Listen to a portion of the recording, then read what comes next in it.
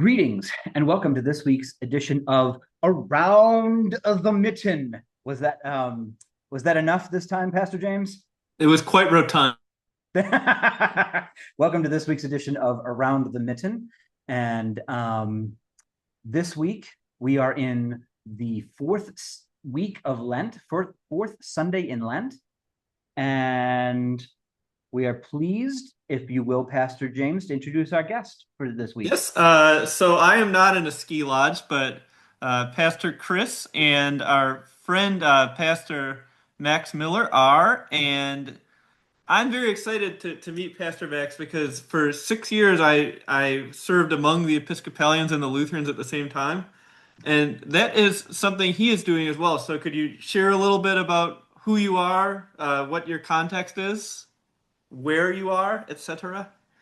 Yeah, I am in East Tawas, and the original call um, that brought me back from South Dakota was to a 2 point St. Paul Lutheran Church in Augrey and Grace Evangelical Lutheran Church in East Tawas. Now, they since that time, there's been quite a few changes in ministry, but where I am as of the first of the year is halftime with Christ Church Episcopal, which is the way that the title is.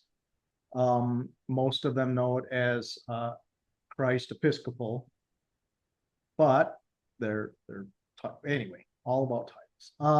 And I am halftime with Grace Evangelical Lutheran Church, both in East Tawas. So most currently, I've been called Father Max, which I'm not quite sure. Yeah, Not quite sure you're used to. yeah. Well, yeah. It kind I, of. I like Mac's father, the fatherist of all of them. Yeah, I'm not going to tell you what other people have said, but yeah. So I'm still Um, getting used to that in my identity. Sure. And you're the rector, is that correct? I am a full rector. Yes. Correct. yeah. Yep.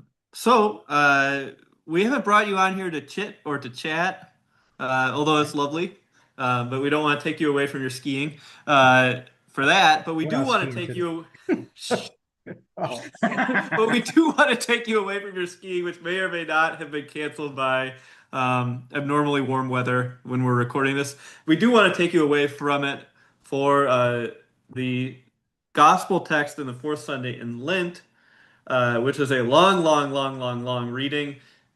Healing of the man born blind, although most of it I find is just an argument amongst different folk. So I am curious, what do you get out of this reading? What takeaways do you have? Where are you thinking about going with it for your own sermon?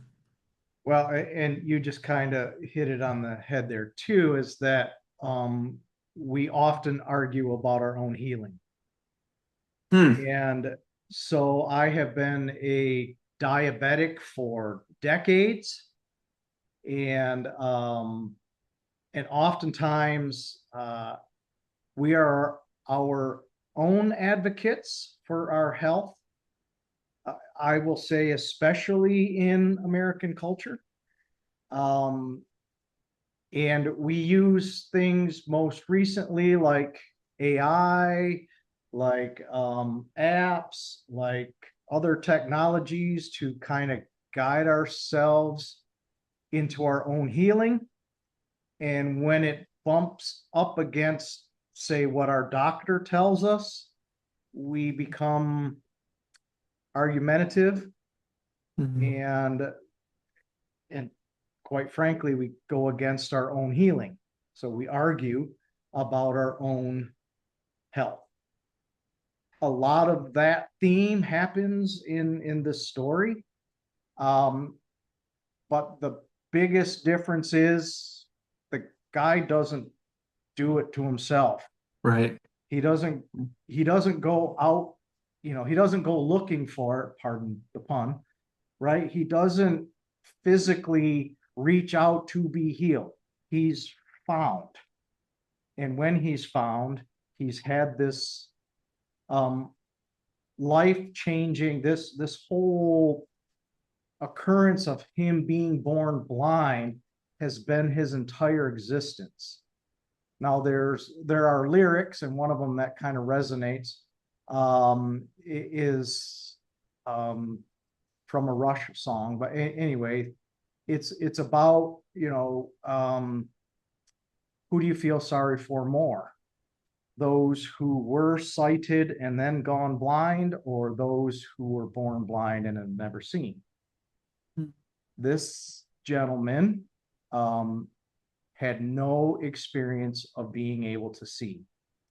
He never knew what that experience was like. So to go into my diabetic life, okay, I have been diabetic longer than I've been non-diabetic. And so you gather an experience in our unhealthiness that will guide us, hopefully. Well, and I don't, not to get off on too much of a tangent, but the gentleman in the text, again, he was approached by Christ, and Christ healed him, and then he didn't know what Christ looked like. He had no idea where his healing manifested from. And then people started judging him by his health. Well, wait a second. Weren't you the guy? Weren't you the one that, weren't you born blind? How is it now that you can do all these things that people who can see do? Well, no, we don't believe you. We're going to call your parents. We don't think you're that guy, right? And so he's like, look, I was just sitting there. This guy shows up, made me able to see. I've never been able to do that before, and now I have no idea who it is. So, yeah, there's a lot of nuances to how our health brings us to God, or how God manifests God's self in our health, both and. Can I ask 2 follow-up questions? No, Okay. just kidding. The first one, you said, if you don't mind my asking, this is personal, so you can pass if you want to, but you referred to yourself, you said, I am a diabetic. Okay, so yeah, that's interesting. It was just interesting. So I appreciate that, Max. Okay. I wanted to make sure I heard you correctly. Usually, or oftentimes, we talk about sort of person first language. I am a person who has diabetes, but that's not. That's fine. I was just Right, yeah. clarifying. You can refer to yourself any way you see fit. The second question is more about the text. You had said, do you feel more bad for the person who was born blind and then loses their sight, or the person who Had sight all of their life and then begins to lose it? right?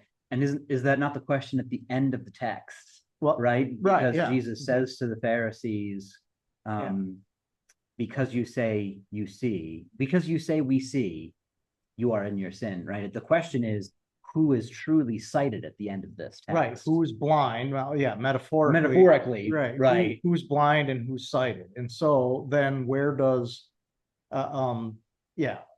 And so, and also in health is where we are supposed to prosper, right? But this gentleman, his entire life where he couldn't see was, I'll say, living off of everyone else's generosity, but not by choice. It was the way the culture had formed the relationship. And so now that he could see, he didn't just put blinders on and live out his life blind anymore, right? He went off and he was so excited and changed and healed that he wanted to tell everyone, and they're like, wait, right? Hey, just slow down. We got to do some fact checking, right? And make sure that, were you really blind? Right. And so pretty soon you find this healing judged, Mhm. which is where I can kind of draw the line with diabetes. I hear it all the time. I hear, well, this country has a cure for diabetes. Well, we would never have a cure for diabetes in the United States. Do you realize how many people would go broke if there was a cure for diabetes? Right? And so we immediately equate it with economics. And that isn't absent in the story. It's kind of an undertone, but it's where we've come. We have made disease profitable. And I would rejoice, not that I don't rejoice now, don't hear that. I would rejoice if I were cured of diabetes, right? Where others might not, right? They wouldn't get free this, they wouldn't get free that, they wouldn't have this, they wouldn't be getting money from particular drug companies. The economy would, right? If billions of people were all of a sudden cured of diabetes, how would that look in the United States versus how would it look in a country that had socialized medicine? Where Yeah, I think there's a kind of a parallel there, which is that the reason the elite are so upset is because they say they've been waiting for a Messiah, but if he really is, then their whole occupation is they fear obsolete, but at the very least, like clearly changed. Like, so this healing right there goes really their threatens their livelihood. status. Right. Yes. Right. And yeah, and so there's a definite a resistance to it, right? And I don't want to say bad things about the health care that I get because I love my doctor. I love my pharmacists. I love my pharmacy. We were just talking about that yesterday. I go out of my way to praise those people, right? True. And I highly recommend them. And but they're also caught in the same system, Yeah. right? Now, does it mean if I was cured of diabetes, right? And would that mean I would stop going to my doctor because I was healed? No. Like the blind guy, the gentleman, I would be seeking out, well, who did this for me? How did I get here? I would praise those who helped me find my cure, right? That's not necessarily where we go. Yeah. Yeah, Your second follow-up. No, you got it. You answered. I was gonna ask because I think we got plenty of fodder for our sermons and looking ahead to the week. So thank you. But we're closing all of these with a recommendation of where you are finding joy right now, short of this conversation healing your diabetes, which I don't think we can do. Pastor Chris and I don't have that power. But where are you finding joy in these Yeah, times? we haven't tried though either. That's true. That's true. We haven't tried, Pastor Max. Sorry about that. Well, Why are you laying yeah, hands on moving people? on. Yeah, fix my pancreas. Yeah. So, well, lately it's been kind of my re-engaging. I'm working towards my doctorate, and so I've really been refocusing back to my dissertation, and that's it. Part of it, half of it, really, is with the Dokudo, and so any of people that know me from classes or have known me from our conference, or they kind of roll their eyes as soon as they know I'm going to say. As soon as I say the word Dokudo, they are, here we go. Which means for those of us who don't know you, your It's a classes. Japanese word that means an entire thought in English. There's tons of words that are that way in other languages, but the word Dokudo, in short, in my defining it, is finding meaning in our aloneness. And the Dokudo document is 21 precepts that Miyamoto Musashi wrote right after he wrote The Five Rings, which is a very Buddhist kind of thinking. And it kind of piggybacks on it and how we find our meaning. Like number 4 is my favorite, which is the precept of think lightly of yourself, but deeply of the world, right? And so if you were to do and practice that number 4, as well as all the other 20, right, then you would find more meaning in your life. Now, the whole idea of alone is very different than how we think of it in this American, and I'll say white culture even, in that it's not loneliness and it's not solitude either. Those are two very different ideas than what the English word, which we don't have. Aloneness is not an English word. It's just one that I use to define it, really. And that's really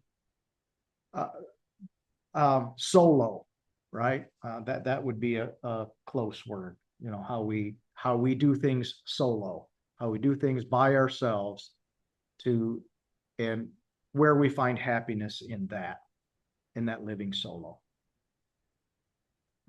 Thank you. Thank you very much, Pastor Max. Yeah, you're welcome. Just out of curiosity, around when was the Dokudo written?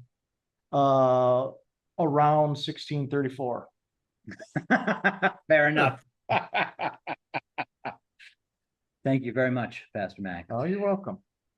Yes, thank you very much. And we will be with you, rejoin our viewers next time with the 5th Sunday in Lent, the raising of Lazarus, when we go once again around the Mitten.